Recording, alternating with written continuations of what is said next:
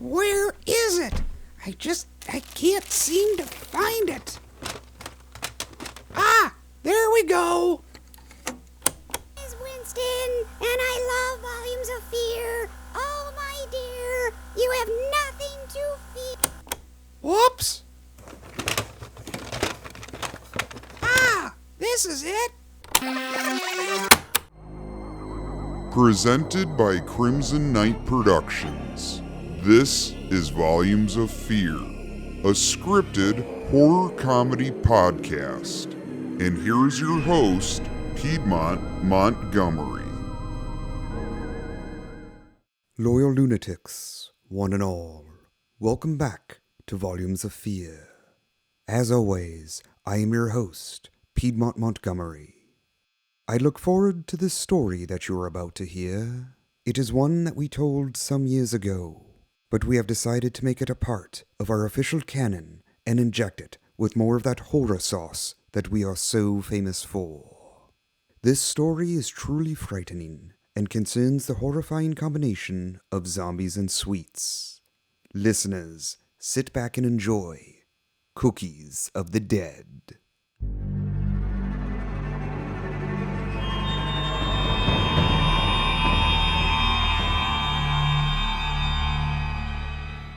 Our story begins at Peaksville University, where a graduate student named Wilbur Duggan was tirelessly working away in the research section of the university's library. He had been tasked with the organizing and cataloging of a shipment of ancient Sumerian artifacts by one of his professors. Wilbur was tired and worn out, as he had been working on the task all day. He was about to wrap things up when his friend and fellow graduate student, John Howard, approached him. John, who was carrying a large box, had been working with Wilbur on the project for the past several weeks. Hey, John. Wilbur, my good friend, I'm about to head home. Are you going to be joining us for dinner tonight? Yes, John. My answer hasn't changed since the first 100 times you've asked. Good, because Barbara and I are really excited for you to meet Paula. I don't know about this, John. It's too late. We already told her you're coming. Yeah, all right.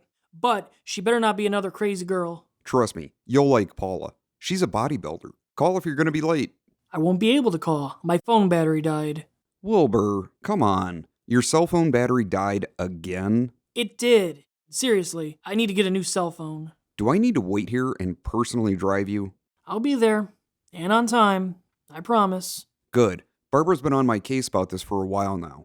And she's making tuna loaf. What's in that box you have there? Oh, check this out. It was supposedly an old medieval axe from the Dark Ages, but it turned out to be a fake. That's cool. Yeah, one of the guys doing work on the Dark Ages material was getting rid of it. He was just going to throw it out because it's a fake, but I thought, hey, this looks kind of cool. Figure I'll put it up over the mantle at home, see how Barbara likes it. How are things going here? I've been translating some of the old Sumerian scrolls. It's been pretty boring, to be honest. I know, but it's good practice. And remember what Professor Selig said. If we do this right, it could lead to a more serious assignment. That's true. I guess my brain is just fried. These Sumerians were actually kind of boring. Hey, what's this over here? A stack of smaller crates had caught John's eye. He eagerly moved to them, with his curiosity getting the better of him. Those are the latest crates from the archaeological site. I'm not sure what's in them. We should have a look. Come on, John. You know we can't do that. Too late. And before Wilbur could say anything, John used a nearby pry bar to open up the crate. Despite the fact that they did not have any kind of permission to open the crate, both looked into the box with an eager curiosity. Hey, what are all these? They look like vases. Plain old vases. Not so fast. There's something inside of them. Here, let me see one of these. Is it heavy? No, not really. The lid isn't attached well. In fact, it's falling off. Look at this. What is it? It looks like cookies. Cookies? Yeah, cookies. Huh. Let me see. They look like Fig Newtons.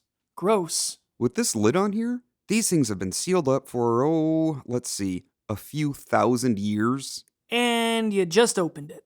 Relax, Wilbur. There's got to be a dozen vases in this crate. Opening one isn't going to hurt anything. Well, maybe you're right, but we shouldn't do anything foolish. I've got an idea. What if we eat one? Right now? No, even better. What if I take a few home? I'll put a few in a bag and put them in my lunchbox. No one will see a thing. They could be something for you and Paula to talk about. We can't do that. This is property of the university. Property of the university? Come on, Wilbur. You know universities throw money away all the time. Besides, this could be a great way to start a conversation with Paula. All right. But we're gonna regret this. Not a chance. This is going to be great. So I'll see you soon then? Yeah, I'm gonna finish up translating this scroll. Then I'll be over. Wilbur then returned to his work, while John left with the cookies. When he reached his house, John was filled with excitement. With the boxed-up fake medieval axe under one arm and the cookies in his lunchbox, he quickly entered his house. Hey, Barbara. Hello, honey. What's in the box? In here is a medieval axe from the Dark Ages. Well, at least that's what someone thought. It's actually a fake, but I was thinking of maybe putting it above the mantle. And I was thinking, no. Yeah, figured. Maybe in the office? That I can live with. Just don't take your eye out. How is the translating? Slow as usual, but Wilbur and I found something interesting. Is he still coming? I think he'll like Paula a lot. Yeah, he'll be here, but look what we found. Cookies? Yeah, but not just any cookies, ancient Sumerian cookies. What are we supposed to do with them? Eat them? Are you sure these are safe? Of course they are. They're a bit old, but perfectly safe. And they'd be a great thing for Wilbur to talk to Paula about. Okay then. I'll get that. Can you put these on a plate? Sure. Hey, Paula, come on in. All right, let's get this over with. Where's the twerp? Paula, come on. He's not that bad. He's a graduate student with me down at the university. We've been working on translating a bunch of ancient Sumerian scrolls. Great. Sounds like another winner. Back at the university, Wilbur was wrapping up his work. Jotting down some final notes, he looked inside the crate where the cookie vases were and found a small scroll. This scroll is pretty small. I could spare a few extra minutes to translate this. It shouldn't take long. Okay, let's see here. I just need to slightly adjust the decoder here. There we go. Now, this symbol represents an A. This symbol represents an E. This one's a W. This one is a Z. Now I just jot it down here. Now, this scroll says, "Beware these cookies, for whoever eats one is to become a brain-eating zombie." Huh, that's odd. They had brain-eating zombies back in ancient Sumer? I figured that was a 20th century invention. Wait a minute, is this real?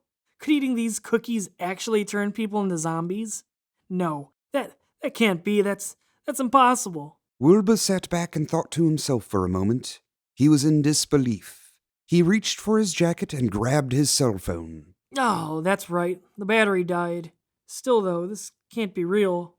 But if it is, then John and Barbara, and Paula, they could all be in trouble. Realizing the possible terror which could befall his friends, Wilbur quickly grabbed his jacket and sprinted out of the building to his car. In a fury, he sped off to John's house. Meanwhile, John, Barbara, and Paula were awaiting Wilbur's arrival. He's just running a little late. Oh, I bet he is. John, why don't you try calling him? I did a few minutes ago. He told me earlier that his cell phone battery had died. Well, what do we do? I'm getting hungry. Is anyone else? I could eat a horse, or maybe a large dog. Ew. Why don't we have some of those cookies you brought home, John? I thought we were going to save those, dear, so Wilbur and Paula could talk about them? But he's not here, John. Oh, all right. We'll have some now. I've got the plate right here. These are interesting. Where'd you get the recipe? Actually, John and Wilbur found them in what was it? An Egyptian vase? Sumerian. A what?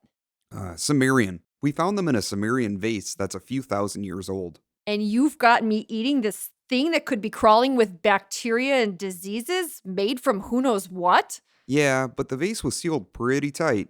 I think we're okay. As Wilbur was traveling to John's home, John, Barbara, and Paula had each eaten a cookie. The three of them were now starting to feel a bit ill. Oh, my stomach is a little off. I feel nauseous, like I ate a golden corral. I gotta hit the head right now. Paula excused herself and headed for the lavatory, while Barbara's complexion began to change. Do you think it was the cookies? It could have been. Maybe eating cookies that are thousands of years old was a bad idea. It feels like a football filled with cement and covered in sharp spikes is moving through my intestinal tract. Oh, that must be Wilbur. John, feeling rather ill at this point, slowly moved to the door and opened it to find a very concerned Wilbur. Hey, Wilbur. Glad you could make it. You don't look good, John. You look pale. Like, really pale. Pale like you've been living in your parents' basement for years, playing video games, taking pictures of cats in sailor outfits, and taking baths in white paint kind of pale. So I look pale? Did you guys eat those cookies? Yeah, we were gonna wait for you, but we were all so hungry. John, there could be an issue. I found the scroll in the crate where those vases with the cookies were at. I translated it, and it said the cookies turned people into brain-eating zombies. You're telling me these cookies made people into zombies? Well, I mean, if we're to believe an old scroll that's thousands of years old, written in a dead language that was loosely placed in a poorly packaged shipping crate, then yes. Suddenly, a deathly moan was heard from the living room. Wilbur quickly dashed to the living room with the sluggish John not far behind. Both men arrived just in time to see Barbara transform into a gray-skinned, mouth-foaming, mindless zombie. Barbara, you're not looking too hot. John, she's turned into a zombie. Not much more could be done for her as a psychosis was taking over Barbara. She stood up from the couch and lunged at John. She took a large bite out of his neck, like a monkey enjoying his first banana of the day. Barbara! As blood and guts were gushing from John's neck, Barbara was now thinking of only one thing, tearing apart John's body till she found his brain. Wilbur entered a state of panic. He frantically looked around for anything that might help. Fortunately, he saw the box containing the same axe that John had brought home earlier. It's the fake axe that John brought home. Perfect. Wilbur grabbed the axe. And with all the strength he had, he swung and buried it deep into Barbara's cranium. John, are you okay? Sadly, it was too late for John. In addition to the wounds he received from Barbara's attempts to eat his brain, he had succumbed to the effects of the cookie he had previously eaten. He too was now a zombie. Brains. John! Oh no! Realizing what must be done, Wilbur pulled the axe from the severed head of Barbara. And with all his might, he swung it at John. The shot was perfect. But alas, it was not enough to get the job done. With the better part of his head gone, the zombified John began to move toward Wilbur with the intention of devouring his brain. Wilbur, completely terrified, retreated down the hallway and locked himself in the bathroom. Outside, John's walking corpse pounded on the door. Oh, what do I do? A panicked Wilbur moved away from the door when suddenly... Oh, brains. The shower curtain was pulled back to reveal Paula, who, like John and Barbara, was now a zombie. Oh, hello. You must be Paula. John and Barbara have told me a lot of nice things about you. Maybe we can grab a coffee sometime. Despite Wilbur's gentlemanly manners during a time of great duress, Paula was uninterested. The only interest she had in Wilbur was to eat his brain. Ah! No! No! Ah! The next day, 2 detectives were surveying the horrible mess that was all around John and Barbara's apartment. What do you think? Looks like a dinner party that went bad. The woman in the living room was hacked up with an axe. Then these two seemingly tore each other to shreds after killing the sap in the bathroom. It was all probably a disagreement over politics. Sounds good. Let's get some coffee. Good idea. Oh, wait a minute. I saw a plate of cookies in the kitchen. Really? We might as well help ourselves. And like that, the 2 detectives who were trying to make sense of the horrible mess in the apartment were now snacking away on the same cookies that had caused the scene of gore. They're interesting. They're like Fig Newtons.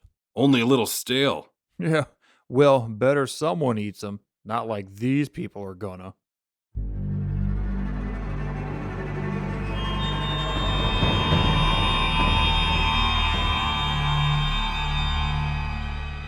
What a tale of terror indeed, but a tasty one nonetheless. I can feel my sweet tooth rumbling. Winston, have we any cookies on the premises? Well, I sort of got hungry during the story, and I sort of ate a lot of the cookies. Oh, fantastic. Now we're out of cookies. Well, we're not really out of cookies. Oh, what's the hesitation then? All that's left is oatmeal raisin. Ew, how revolting. There is truly nothing more horrifying than oatmeal raisin cookies. Such a tease they are.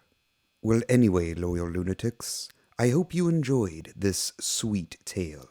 As always, we want to thank our presenter, Crimson Knight Productions.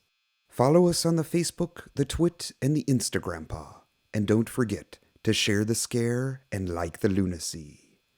Until next time, listeners, I'm Piedmont Montgomery, and you've just listened to Cookies of the Dead, a production from Volumes of Fear. This episode of Volumes of Fear featured the acting talents of Christopher Speedus, Shannon Riley, Rachel Collins, Andy Collins, JC Rositas, and Derek DeBoer. It was produced by Andy Collins and JC Rositas from a script by Andy Collins. Sound mixing and engineering was done by JC Rositas. Artwork was provided by Derek DeBoer. Post-production management by Frank Cezanne. Part of this episode's score came from freepd.com. This episode of Volumes of Fear was presented by Crimson Knight Productions. Visit them online at cnproductions.net. If you haven't already, follow Volumes of Fear on Facebook, or you'll be sorry.